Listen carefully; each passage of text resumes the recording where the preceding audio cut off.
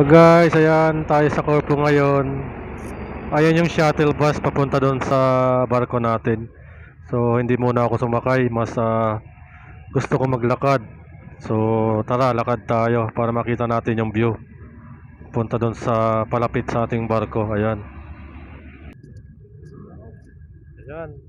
Dito tayo sa Greece. Ayan yung flag nila. Then European flag. Ayan. Ayan yung barko natin.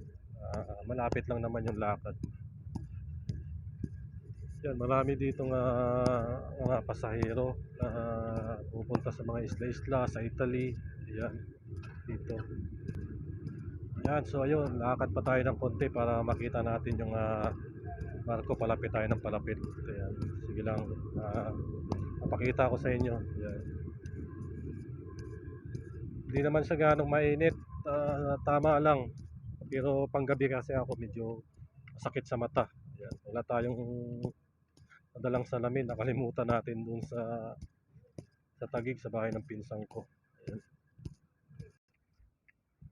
Ayun, tawid lang tayo ng konti para makita natin yung view malapit sa barko mismo.